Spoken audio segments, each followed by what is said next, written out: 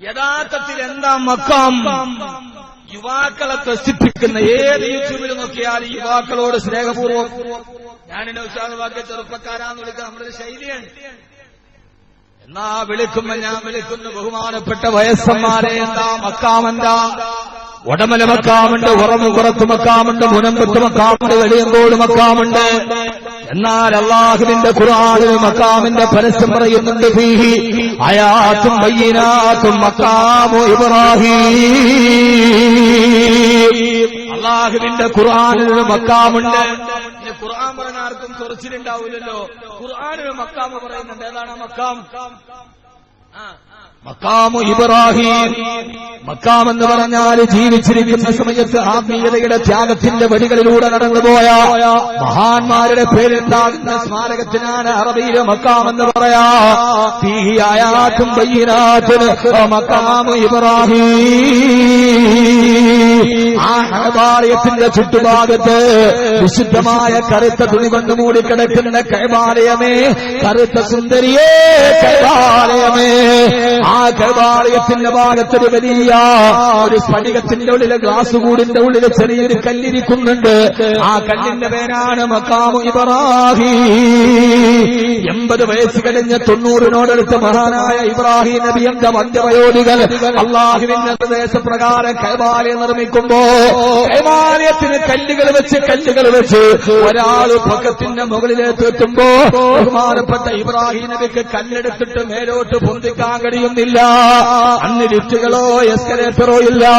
പ്രിയപ്പെട്ട പൊന്നുമോൻ ഇസ്മായിൽ തലയിൽ ചുമന്നു കൊണ്ടുവന്നൊരു കല്ലെടുത്ത് താഴെയിട്ടിട്ട് ആ കല്ലിൽ ചവിട്ടി നിന്നു മഹാനായ ഇബ്രാഹിം നബി അലൈഹിസ്സലാത്തു വസ്സലാം. ആ കല്ലിൽ ചവിട്ടി നിന്നിട്ട് കഅബാലയത്തിന്റെ കല്ല് വെച്ചപ്പോ ചരിത്രത്തിൽ കാണാം, വലതുഭാഗത്ത് കല്ല് വെക്കാൻ പോകുമ്പോ താഴെ ചവിട്ടി വെച്ചിരിക്കുന്ന കല്ല് വലതുഭാഗത്തേക്ക് താനേ നീങ്ങും. ഈ ഇടതുഭാഗത്തേക്ക് കല്ല് വെക്കാൻ പോകുമ്പോ ലിഫ്റ്റ് പോലെ എസ്കലേറ്റർ പോലെ ഇടതുഭാഗത്തേക്ക് സ്വന്തമായി നീങ്ങും. മുകളിലേക്ക് വെക്കാൻ പോകുമ്പോ ഈ കല്ല് മുകളിലേക്ക് താഴെ വന്നു.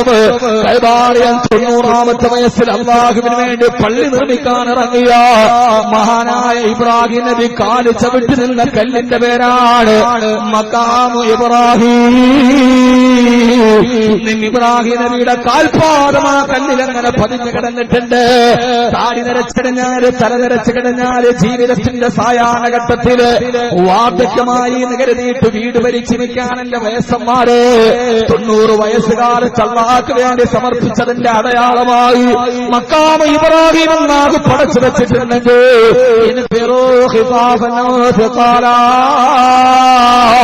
നിങ്ങൾ വൃദ്ധനാകട്ടെ യുവാകാകട്ടെ, നിങ്ങൾക്ക് കനമുണ്ടാകട്ടെ ഇല്ലാതിരിക്കട്ടെ, അല്ലാഹുവിന്റെ യുദ്ധത്തിന് വേണ്ടി ഇറങ്ങാൻ പറഞ്ഞപ്പോ മഹാനായ അബൂ തൽഹ റളിയല്ലാഹു അൻഹു ചാടിയെടുത്ത് എന്നിട്ട് മക്കളോട് പറഞ്ഞു, മക്കളെ ജഗ്സൂനി,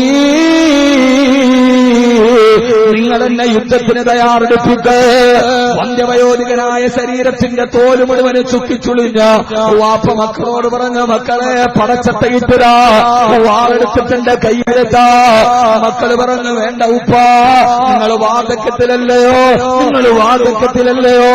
നിങ്ങൾ ഉപ്പത്തിന് പോകണ്ട ഉപ്പ, നിങ്ങൾ അല്ലാഹുവിന്റെ റസൂലിന്റെ കൂടെ യുദ്ധം ചെയ്തതല്ലേ, ഹബീബായ നബി തങ്ങളുടെ കൂടെ ധർമ്മസമരത്തിനിറങ്ങിയതല്ലേ, ഈ വാർദ്ധക്യകാലത്ത് ഇറങ്ങുന്നതെന്തിനാന്ന് ചോദിച്ചപ്പോ ഇല്ല മക്കളെ ഇല്ല, ഇന്ന് ഞാൻ ഈ ആയത്ത് കേട്ടു, ശക്തിയുണ്ടെങ്കിലും ഇല്ലെങ്കിലും യുദ്ധത്തിന് പുറപ്പെടണമെന്ന് വാപ്പാടെ നിർബന്ധം സഹിക്കാൻ കഴിയാതെ മഹാനായ അബൂ തൽഹത്തുൽ അൻസാരി റളിയല്ലാഹു തആല അൻഹു.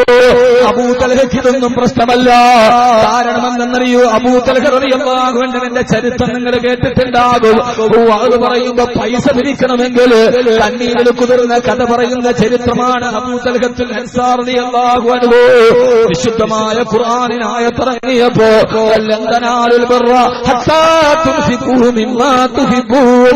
നിങ്ങൾക്ക് ഏറ്റവും ഇഷ്ടപ്പെട്ട അല്ലാഹുവിന്റെ മാർഗത്തിൽ ചെലവ് ചെയ്യാറ് നിങ്ങളാര് സത്യവിശ്വാസികളാവില്ലെന്ന ആയത്തിറങ്ങിയപ്പോ തനിക്ക് ഏറ്റവും ഇഷ്ടപ്പെട്ട എന്ന് പറയുന്ന ഈത്തപ്പഴത്തോട്ടം അള്ളാന്റെ റസൂലിന്റെ മുമ്പിൽ സദഖ ചെയ്തിട്ട് നബിയേ എനിക്ക് ഏറ്റവും ഇഷ്ടപ്പെട്ട ഈത്തപ്പഴത്തോട്ടം അങ്ങേക്ക് വേണ്ടി ഞാൻ സദഖ നൽകുകയാ. ആ സദഖ കൊടുത്ത ബീർഹാവ് തോട്ടം എവിടെയെന്ന് നിനക്കറിയോ? മദീനത്തെ മസ്ജിദ് നബവി വിപുലീകരണം നടത്തിയപ്പോ ആ മസ്ജിദ് നബവിയുടെ ഉള്ളിലാണ് ബീർഹാ എന്ന തോട്ടം ഇപ്പോഴുള്ളത്. നമ്മളിപ്പോൾ നിസ്കരിക്കുന്ന മസ്ജിദ് നബവിയുടെ ഉള്ളിലാ തോട്ടത്തിന്റെ ഭാഗമാണ്. സദഖ എത്ര വലുതാണ്! അബൂ തൽഹ കൊടുത്ത സദഖയുടെ സ്ഥലത്ത് നിന്ന് ലക്ഷക്കണക്കിന് ആളുകൾ സുജൂദ് ചെയ്യുകയാ. ഇങ്ങനെയെല്ലാം റബ്ബിന് വേണ്ടി കൊടുത്ത അബൂ തൽഹത്തുൽ അൻസാർ റളിയല്ലാഹു അൻഹു യുദ്ധത്തിന് വേണ്ടി പുറപ്പെട്ടു. വന്ധ്യവയോധികനാണ്, 80 വയസ്സുണ്ട്.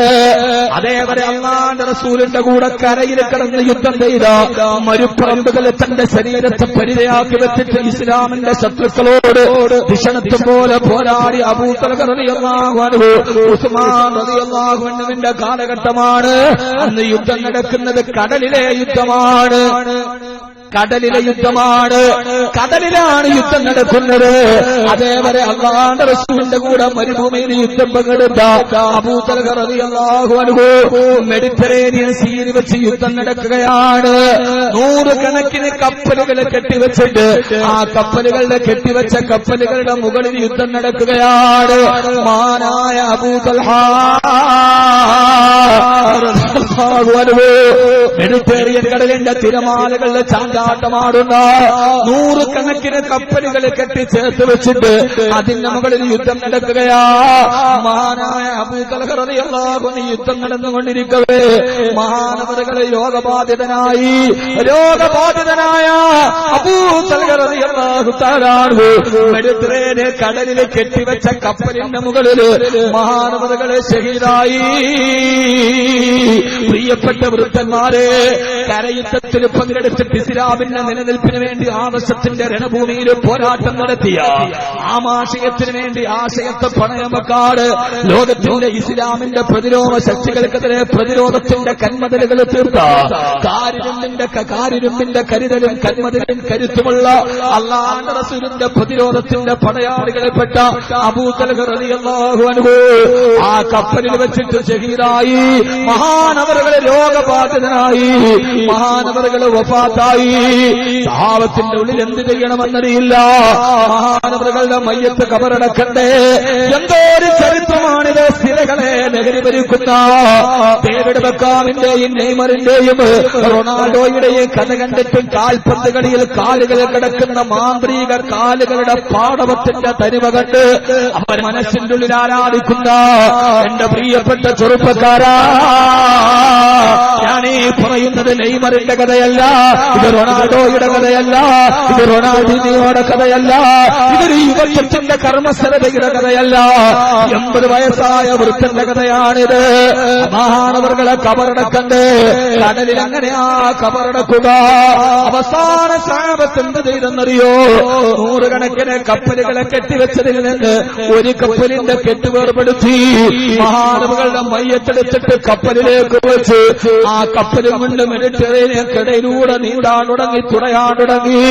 കടലിന്റെ ഉള്ളിൽ ഏതെങ്കിലും ദ്വീപുണ്ടെങ്കിൽ മെഡിറ്ററേനിയൻ കടലുകളിലെ ദ്വീപുകളുണ്ടല്ലോ, ഏതെങ്കിലും കരയുള്ള ദ്വീപ് കണ്ടെടുത്തി അവിടെ കൊണ്ടുപോയി കബറെടുത്ത് കഫൻ ചെയ്യാൻ ആ കപ്പലും കൊണ്ട് കടന്നുപോയി.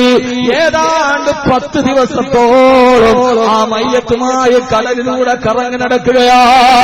ഈ പ്രസംഗമെടുത്തിട്ട് ആർക്കെങ്കിലും മനസ്സിലാവുന്നില്ലെങ്കിൽ, നാളെ ട്രോളന്മാർക്കോ യുക്തിവാദികൾക്കോ മനസ്സിലാവുന്നില്ലെങ്കിൽ, 10 ദിവസം ഒരു മനുഷ്യന്റെ ഡെഡ് ബോഡി എങ്ങനെയാണ് കേടില്ലാതെ കപ്പലിരിക്കുന്നതെന്ന് ചോദിച്ചാൽ ഇത് ഇസ്ലാമിന്റെ ആദർശത്തിന്റെ പ്രസംഗമാണ്. ഇത് പുലിവരിക്കപ്പെടുന്ന വികലമായ വിശ്വാസത്തിന്റെ പരിസംപ്രേഷണമല്ല.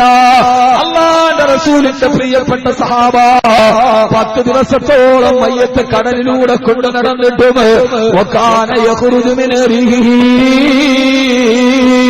മാനവകളുടെ ശരീരത്തിൽ നിന്ന് സുഗന്ധം വരുമായിരുന്നുവത്രേ. ആ ശരീരത്തിനൊരു കേടുമില്ലായിട്ടില്ല. ആ ശരീരം അങ്ങനെ തന്നെ വക്കാനനായിമാ. ചരിത്രത്തിൽ കാണാം, ഉറങ്ങിക്കിടക്കുന്നവനെ പോലെ മഹാനവറുകൾ മരിച്ചു കിടക്കുകയാ. അവസാനം ഒരു ദ്വീപ് കണ്ടെത്തി. ആ ദ്വീപിൽ കൊണ്ടുപോയി കബറടക്കിയിട്ട് മഹാനവറുകളെ കബറടക്കി. ചരിത്രത്തിൽ അബൂ തൽഹ റളിയല്ലാഹു അൻഹുവിനെ കബറടക്കിയ ദ്വീപേടെന്ന് ആർക്കും അറിയില്ല. സഹാബത്ത് അവിടെ എഴുതി വെച്ചിട്ടുമില്ല, അതവിടെ രേഖപ്പെടുത്തിയിട്ടുമില്ല. 80 വയസ്സിന്റെ വാർദ്ധക്യത്തിന്റെ ജീവിതത്തിന്റെ ആയുസ്സിന്റെ അവസാന ഘട്ടത്തിൽ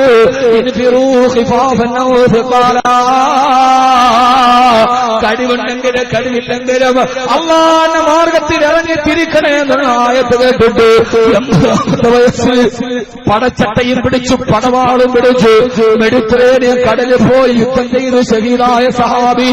ആ സഹാബിയുടെ ഖബർ എവിടെയാണെന്നും അറിയില്ല.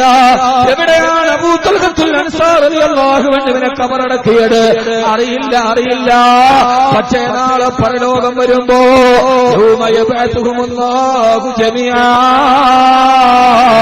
മുഴുവൻ ആളുകളും അവരവരെ കബറടക്കിയ സ്ഥലത്ത് നിന്ന് പരലോകത്തേക്ക് എഴുന്നേറ്റ് വരുമ്പോ മെഡിറ്ററേനിയൻ കടലിന്റെ തിരമാലകളുടെ ആഴക്കടലുകളുടെ തിരമാലയുടെ